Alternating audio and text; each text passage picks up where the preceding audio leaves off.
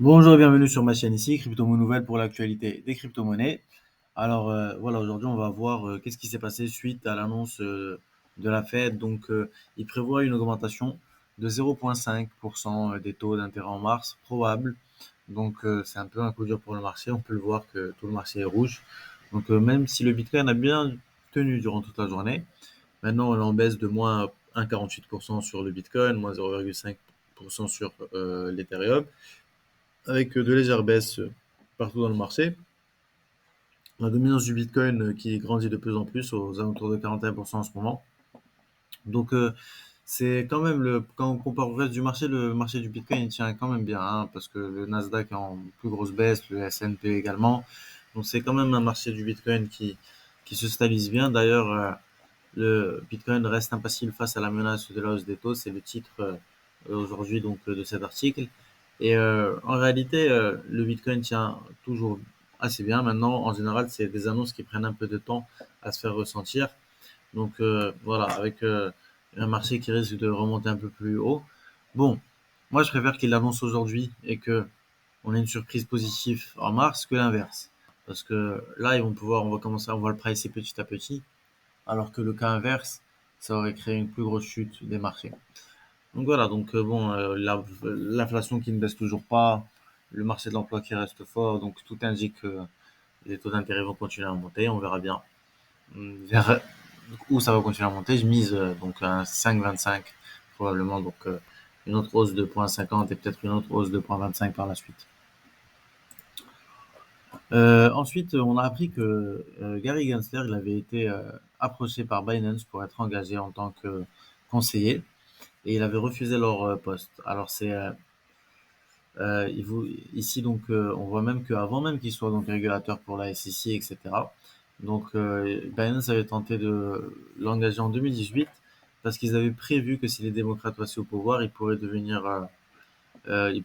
être nommé à la tête de la SEC. Et ce qui s'est passé, donc ils avaient très bien prédit le tout. Et en fait, il a refusé. Il a refusé de travailler avec eux. On ne sait pas pourquoi. Mais voilà, donc il a refusé le poste. Il a dit que ça l'intéressait pas. Et sûrement parce que lui aussi, il savait qu'il allait être élu à la SEC. Et je pense qu'il aurait eu conflit d'intérêt s'il avait travaillé avec eux en tant que conseiller avant. Et il ne voulait pas mettre en péril le tout. Donc voilà, donc on voit qu'il a été approché par Binance, mais finalement il a jamais accepté. Ce qui aurait été quand même bien si en 2018 il était venu, qu'il leur avait donné des conseils, voilà ce qu'il faut faire pour éviter le trafic de sécurité, voilà ce qu'il faut faire pour ça, voilà ce qu'il faut faire pour être dans les règles de là. Ça aurait peut-être permis de paver la voie à une réglementation plus supervisée et d'éviter plusieurs des erreurs qui se sont passées en 2021-2022 avec FTX. D'ailleurs, le taux qui continue à se resserrer sur Binance et CZ. Donc là, on voit que Binance qui a des problèmes, on le compare à FTX, donc par rapport au fait que FTX, il disait qu'ils étaient indépendants de FTX US et qu'au final, il y a eu quand même beaucoup de fonds, 8,9 milliards de dollars qui manquaient à l'appel lorsque de FTX.us quand ils sont venus faire des comptes.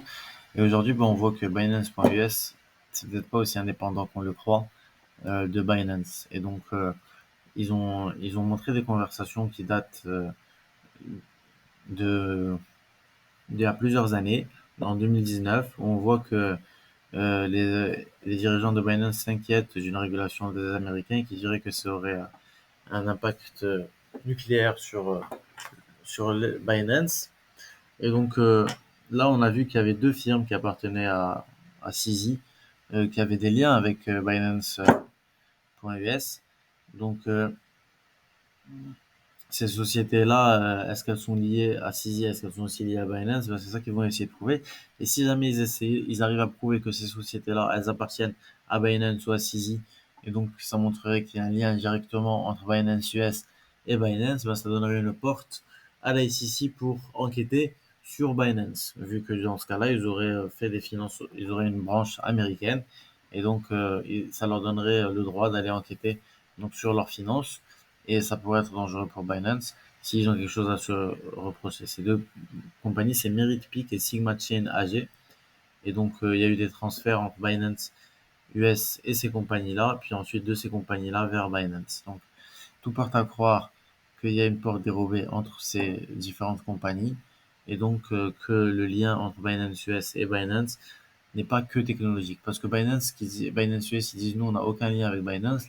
Le seul lien qu'on a, c'est la technologie qu'on leur loue. Donc visiblement, c'est pas le cas. Il y a des liens un peu plus profonds. Et donc c'est ce que va essayer de démontrer cette enquête. Et ça pourrait porter un coup fatal à Binance. Donc faites attention encore une fois, si vous avez des fonds sur Binance, sortez-les et mettez-les sur une clé Ledger. Ensuite, je voulais vous parler des NFT.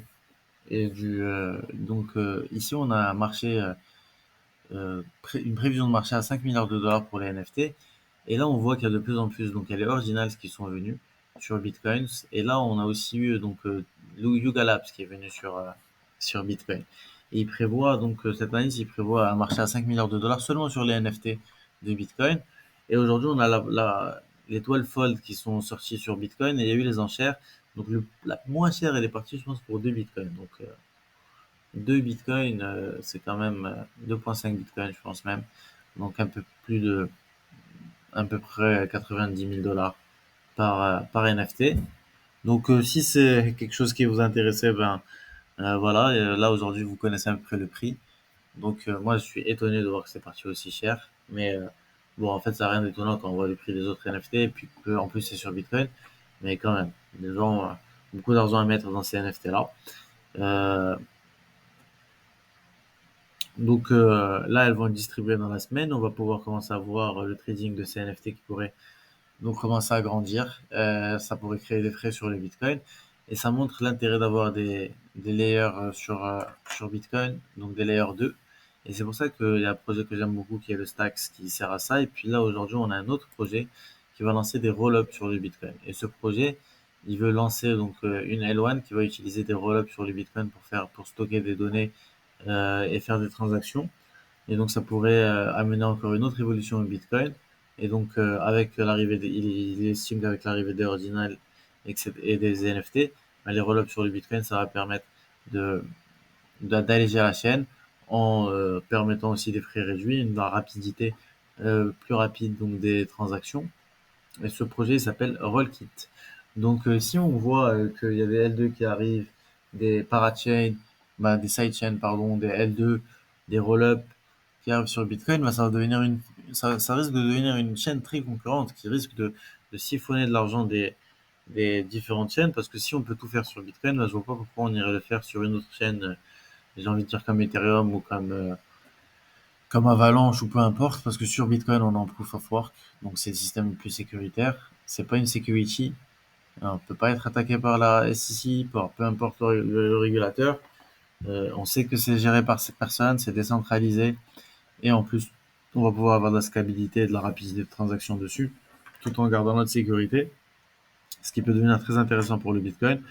Et finalement, ben, Bitcoin pourra donner raison aux maximalistes du Bitcoin et devenir la chaîne qui dominera le tout.